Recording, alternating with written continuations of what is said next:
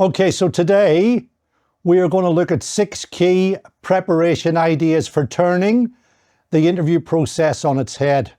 I have mentioned this in a couple of previous videos and I will mention it again because it's very important, okay? Now, I have been a headhunter for 30 years. I've placed several thousand people in roles. I've given tens of thousands more advice. And I've said before and I'll say again, conventional interview advice is wrong.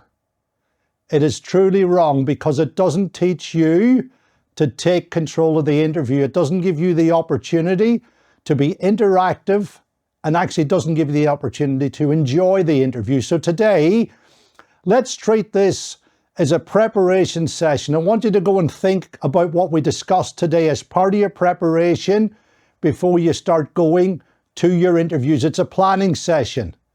We've already done the wonderful tell me about yourself. Today we're going to do a planning session. The next one we're going to do is we're going to run together as a team and look at the 10 or 15 questions that we're going to put together in order to structure the interview. So today, the first thing I'm going to suggest to you, as part of our initial preparation, let's get our preparation and our psychology right for the interview, okay? Now, what I mean by that is that when you go for an interview, you're going as an equal, okay? This conventional advice that you have to duck and dive and they ask you 10 questions and you're a rabbit in the headlights, I mean, you're beaten before you start. Because you're going in there incredibly nervous, you don't know what they're going to ask you, you don't know how you're going to react because you're not in control. So the first thing we want to discuss today is the fact that we're no longer going for interviews, we are going for business meetings, okay? This is your career. You've got a right to be there. This is a business meeting, okay? So when you go for a business meeting, you always do your preparation. So one of the things that I always suggest to people to start with is that you bring a prop with you, okay? Now, if you're going to do all this preparation, you're going to develop questions, you're going to do your research, etc., bring a laptop, bring a folder, bring a notebook. I don't care what you bring with you as long as you bring something. The amount of people over the years, what I've said to them, what are you bringing to show the guys that you've done your preparation? And they say, oh, I'm just going to turn up. Well, if you just turn up, you're leaving a lot to chance, okay? So once again, it's all about preparation and you'll hear me harping on about that time and time again. The first point of our 6 points today are psychological preparation, okay? Point number 2 that we have to think about. What is the criteria of the person or people sitting at the other end of the table? What do they want to get out of it? Because we have to start thinking the way they're thinking in order to get on side with them. So they've got 4 criteria. Number 1, can this person do the job? Number 2, will this person mix well, get on well with our team? Number 3, can I work with this person?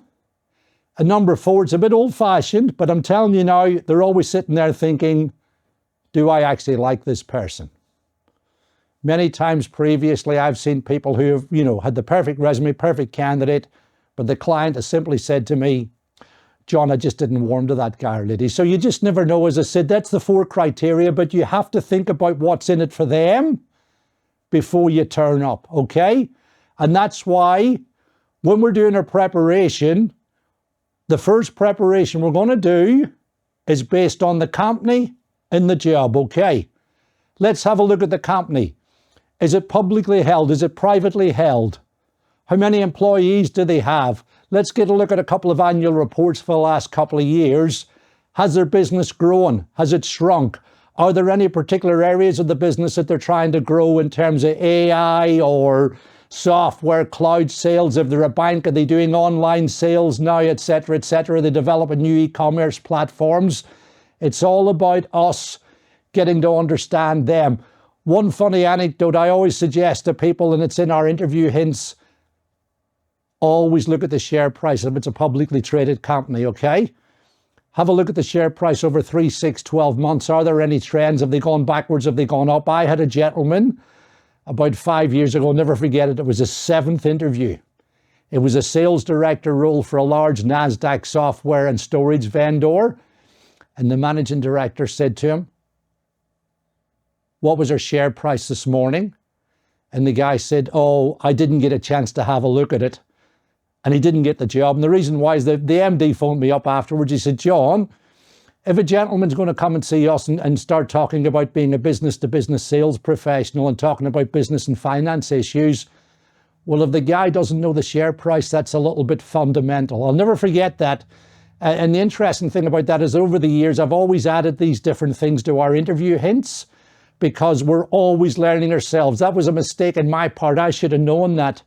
And I've never forgotten it, and I've learned the lesson and never done it again. So that's when you're doing your prep about the company, okay? Then you're doing the prep about the job combined with the company. What is the job? Who's been in the job? Go and look on LinkedIn. Has there been 5 people in this job in the last 2 years? I mean, is the job a revolving door, etc.? We have to check all this out to make sure that we don't make a mistake. And funny enough, let me say something beyond that, which might be a little bit controversial. I always suggest to people that you don't look on Glassdoor, okay? Glassdoor is one of those websites that people get on and they give an opinion, this mob or so-and-so, they do this boss is that. I would suggest that 99 times out of 100, that might be somebody that might have a little bit of vitriol. I may be wrong. I'm happy to admit I'm wrong, but here's the point. I would rather you go and check the company out for yourself. If you go and check the company out and it's not for you, that's fair enough. But I just find Glassdoor to be a little bit unpredictable and unreliable as a source, okay? That's purely my own thought process. Once again, I'm here to help. You're not going to agree with everything I say, but I've been doing this a long time, okay? Number 4, let's do the preparation about the person or people we're going to see. I've mentioned in point 2 that they've got a criteria, a 4-point criteria right now. When you go to see somebody for a job interview, that gentleman or lady or gentlemen or ladies, they're the most important people in your life, okay? So you need to know what they had for breakfast. Have a look at their LinkedIn profile. How long have they been with the company for? Let's try and find some common ground. Once again, it's all about showing them the respect that you've done your homework, but also trying to create that common ground and the empathy. Have they posted anything on LinkedIn that's near and dear to them? They might have a new project that they've won. They might have a new solution that they're putting in the market. They may have a new case study. The other little tip I would give you, always go down and have a look at who they follow. Have a look at the groups they're in. There might be a little bit of common ground there. They might follow a football team that you follow. They might follow a gentleman or lady in the IT game that you follow. Just you're looking for one piece of common ground to show these guys that you've done your homework, okay? Let's go back to the discussion that we had earlier about Glassdoor, okay? And here's one of the reasons why I suggest you don't need to look at Glassdoor, because when you go for an interview, your gut reaction is everything. And I always say to people, if you're sitting in an interview and you're talking to someone, you're thinking, I'm not sure about this, or I'm not comfortable with the person on the other side of the table, or the people on the other side of the table, I'm not comfortable with their manner, I'm not comfortable with the way they're presenting themselves, I'm not comfortable with the way they're talking to me. The biggest tip in the world I can give you is if your gut says it's a no, well then it's definitely a no, okay? 99 times out of 100 in my 30 years as a headhunter, when I'm talking to people when they're not happy in a job, when they've been in a short time, they always say to me, John, you wouldn't believe it. When I went for the interview, I was thinking there's something about this I don't like. So, as I said, you don't need Glassdoor, you need your own door, and you need to make your own judgment. And that's by going along and by doing your prep and making sure that you've assessed it carefully. And the other thing I would say on that, as part of your interview framework, you are allowed to ask any question that you would like to ask those people on the other side of the table or on Zoom, as long as you're polite about it, okay? And I'll tell you why, because they don't pay your mortgage. You have to go in and make an assessment based on asking the hard questions as well as the easy questions, because that means you're going to be in a much better position to actually make a decision if they offer you the role. That's why, as part of your prep, when you're checking the people out, etc., don't be afraid to talk to people who they know that you might know in your connections on LinkedIn. What do you think of this guy? The nice person to work for, etc. It's all about doing your homework, okay? If you do your homework, you're going to make a much more positive and better educated decision. So that's point 4. Point 5, do you remember I said that we go here as an equal, okay? So when you go there as an equal, You're 45 minutes in or you're 25 minutes into a 30-minute interview, you're looking to close it out. You're looking to close it out professionally. You have every right to know how you went today, okay? Don't be afraid to say to the guys, I've enjoyed talking to you. Is there anything we haven't covered? Is there anything you'd like me to cover further? Also, just on that, don't be afraid to close it out with a little bit of generosity, okay? Now, what I mean by that is that in the modern world, our interview processes tend to run a lot longer. You don't get that pile down the pub Friday afternoon, get a job offer on the spot. That doesn't happen anymore. And thankfully for the younger generation, I would suggest that that's a good thing, okay?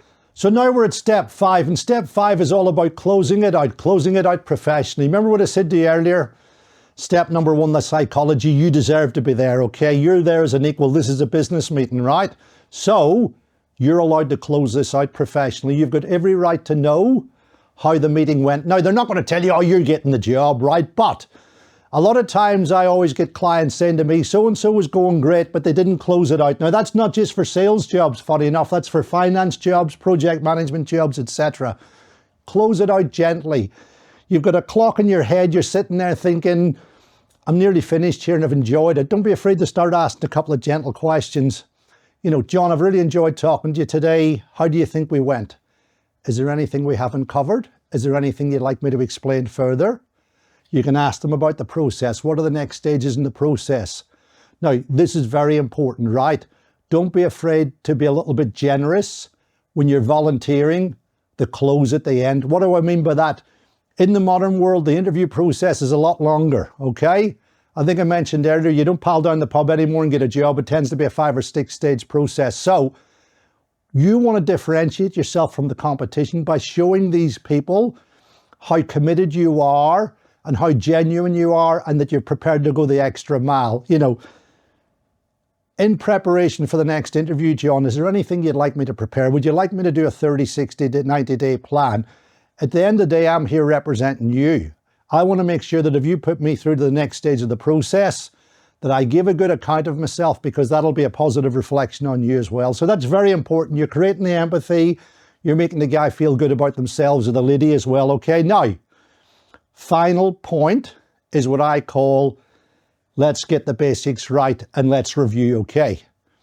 When we go for an interview, we present ourselves well, we smell nice. I'm doing an interview video, funny enough, about all the basics, and you guys will laugh at me, but a lot of you guys forget these, okay? So we present ourselves well. We've got good body language. We've got a big smile. We open the interview well. We open with, tell me about yourself, and that allows us to get in, to create that empathy and to take control, okay? Now, we're creating a two-way interview process. This is my final point, and I'll not labor it. The reason that we have to do our prep, because you're sitting there thinking, well, Johnny, what's the point of me doing all this research if I'm going to be asking them questions? Because you're making it a two-way interview process where they ask you questions, you ask them questions, but it becomes an interactive discussion. And it's the same as when you go for a client meeting. You're going to try and close it out to make sure that you get a commitment or an agreement of what's going to happen at the next stage, okay? Now, once again, a nice little final point that I will make there. There's a little note in psychology called the peak end rule, okay? Meetings tend to, come up to a high at a certain point, and that's the point that anybody who's meeting with you or interviewing you tends to remember. So let's make sure that the peak end rule happens at the end by the very nature of the name of it, okay? How do we do that? We always finish by thanking them, being courteous, but we always mention a specific that they brought to the table. Oh, John, I was excited about coming here today, and I'm even more excited now after talking to you, especially when you mentioned that, 65% of your reps did 155% of their number last year. That strikes me as a wonderful place to work. And obviously there's a lot of success here, and it just feels like there's a good vibe in the place, okay? Now, let's make sure that we don't oversell. The amount of people that I see who go for interviews and they're still selling at the end of they're still talking about themselves. It's not about you. It's about the guy at the other end of the table. 2 ears, 1 mouth. The more you ask questions, the more you control the interview, the more you control the dialogue, I can guarantee you that the better you will go in that interview, okay? So lots for us to learn, lots for us to take on. The only thing I would say to you, This may be a new style of interview for certain people, or a new style of interview preparation, new style of process.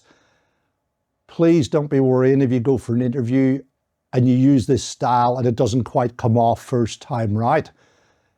Like everything else, you have to practice this, but you have to be in the right frame of mind as well. When you're walking in the front door, you're changing your mindset. You're now thinking, this is a business meeting. I deserve to be here and I'm going to take control, okay? But it may not happen in the first meeting, but I guarantee you, as I said earlier, and I don't want to be overbearing about it, I've been doing this for 30 odd years. I have helped so many people. And one of the great things as well, which I love, is when a client phones me up and said, John, I felt as if so-and-so was interviewing me rather than me interviewing them.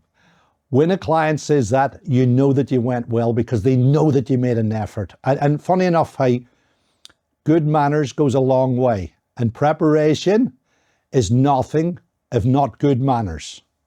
So I'd just like to thank you for watching today. We will continue to build out this series on the whole interview process. As I said, we've done Tell Me About Yourself. We've done the 6 prep ideas today. I'm going to give you a 3-frame structure for developing a list of questions in order to make sure that you take control of the interview process, you give a good account of yourself, and you, most importantly, get the result that you're looking for in your career. Thanks for watching. This is Career Guidance with John Waters. Please put some notes in the comments section if there's any other ideas or anything I might have missed today with this, because as I said, I've got a million ideas in my head that don't always come to the fore, but the most important thing is we're here to help you. You and I are working as a team, and I am looking forward to seeing you in a couple of days.